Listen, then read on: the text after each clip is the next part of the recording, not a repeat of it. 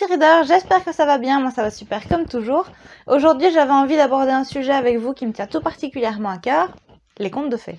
Alors je vous vois déjà venir, hein. Oui mais Erin, t'as quasiment 22 ans, t'es pas un petit peu grande pour les contes de fées? Eh bien non, c'est ça qui est extraordinaire, c'est que pour beaucoup, les contes de fées sont pour les enfants, mais à regarder de plus près, il y a beaucoup de messages pour les adultes que les enfants ne pourraient pas comprendre. Et il y en a même qui vont beaucoup plus loin en réécrivant les contes et en créant des histoires complètement revisitées. Alors je suis sûre que vous me voyez arriver avec mes grandes bottes de 7 lieues.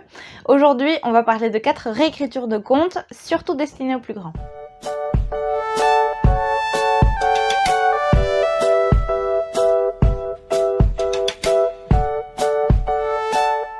Dans les Chroniques lunaires, Marissa Meyer imagine une société dystopique et futuriste dans laquelle, sur nos continents mais répartis de manière différente, on retrouve des personnages de nos contes de fées. On retrouve donc mille et une références de l'imaginaire collectif que Walt Disney nous a transmis, mais entourés de cyborgs, de vaisseaux spatiaux et autres détails scientifiques dignes d'un bon SF. Alors moi pour l'instant je n'ai lu que Cinder, donc le premier tome sur Cendrillon, et Scarlett, le deuxième tome sur le petit chaperon rouge, mais je crois qu'en tout il y en a 4.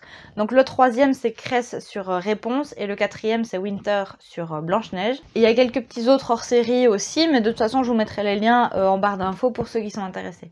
Trilogie écrite par Sarah Pinborough, Le Conte des Royaumes est la première série du genre que j'ai découvert, notamment grâce à une amie qui m'avait offert le troisième tome, ici donc Beauté. Et puis par la suite, j'ai découvert les 2 premiers tomes grâce à Mélanie d'ailleurs, que vous avez vu dans le challenge que j'ai fait avec elle il y a quelques temps. C'est elle qui m'avait offert ce joli intégral quand on avait été à la foire du livre de Bruxelles 2018 et franchement, vu le coup de cœur que c'est, je la remercie toujours maintenant parce que c'est vraiment le genre de livre que je pourrais relire quand je me sens pas bien ou quoi. C'était clairement un coup de cœur quoi. Pour vous raconter un petit peu l'histoire, Le Conte des Royaumes, c'est l'histoire de 3 princesses, donc une pour chaque tome, avec Cendrillon, Blanche-Neige et Belle, mais alors avec leurs caractéristiques poussées à l'extrême. Donc je m'explique, ici Blanche-Neige, elle est réputée pour être guillerette, être joyeuse, etc. Mais dans ce bouquin-là, elle va être joyeuse par les hommes et l'alcool, si je peux rester polie. Cendrillon, elle rêve toujours de belles robes et de châteaux, mais pas parce que c'est une souillon réduite en esclavage par ses demi-sœurs, mais plutôt parce qu'elle est grave superficielle. Et puis Belle, je peux pas trop vous en parler parce que sinon je vais vous spoiler, mais disons qu'elle est pas endormie pour rien, parce que en fait c'est la Belle au bois dormant et la Belle de La Belle la Bête en même temps. Au passage, vu que c'est une assez vieille série, je ne sais pas si les 3 tomes séparément sont encore dispo, mais je sais bien que l'intégrale est toujours éditée, donc franchement foncez. Série la plus récente, les Twisted Tales de chez Hachette se base carrément sur les Disney, mais en réinventant les histoires qu'on connaît tous. Donc en fait on fait des uchronies, c'est-à-dire qu'on reprend l'histoire de base, mais on se demande qu'est-ce qui se serait passé si un événement n'avait pas tourné de la même manière que dans l'histoire qu'on connaît. Donc ici on a « Et si la mère de Belle avait maudit la bête ?» Ça je suis trop curieuse de savoir à quoi ça va ressembler. Et sinon le dernier que j'ai reçu pour Noël du coup de Mélanie encore une fois. Et si Anna et Elsa ne s'étaient jamais rencontrées.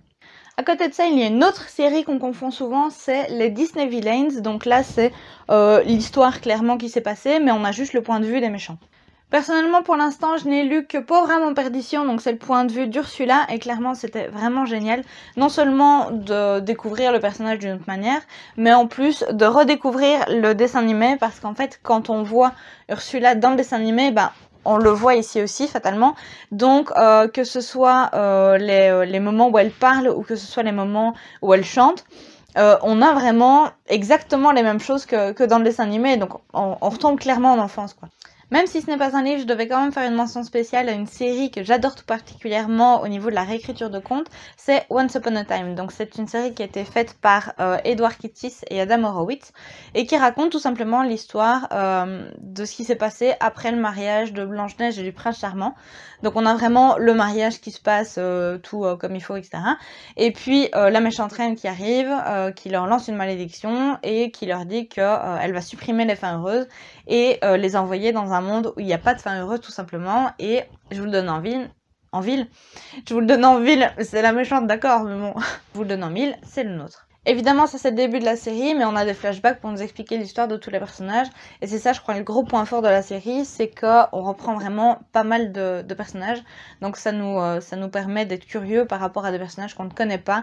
Il y a notamment Dr Jekyll et Mr Hyde, j'étais totalement inconnue par rapport à ces personnages-là quand j'ai découvert la série. Après, j'ai lu le bouquin, etc. Mais à ce moment-là, je le connaissais pas. Et il y a Rumpelstiltskin aussi qu'on découvre. Il y a plein de personnages qu'on ne connaît pas forcément parce que, de manière crue, Walt Disney ne l'a pas repris. Donc, c'est moins dans l'imaginaire collectif, etc. Mais il y a beaucoup de choses qui sont évoquées dans la série, et c'est vraiment ça que j'ai beaucoup aimé. Et c'est une de mes séries préférées, donc honnêtement je pouvais pas vous parler de ce sujet-là sans la citer. Donc voilà, c'est chose faite, et si je vous l'ai fait découvrir, tant mieux, j'en suis ravie. Voilà les petits readers pour mes pépites sur le sujet des réécritures de contes, j'espère que ça vous aura plu. N'hésitez pas à mettre un petit pouce en l'air si vous avez aimé la vidéo, et puis à me dire en commentaire s'il y en a certains que vous avez lus dans la liste que je vous ai citée, ou si vous avez d'autres conseils, je suis toujours preneuse sur ce sujet-là. N'oubliez pas non plus de vous abonner juste en dessous pour ne pas manquer la suite, ce serait bête. Et puis moi je vous retrouve la semaine prochaine, et je vous souhaite de magnifiques lectures.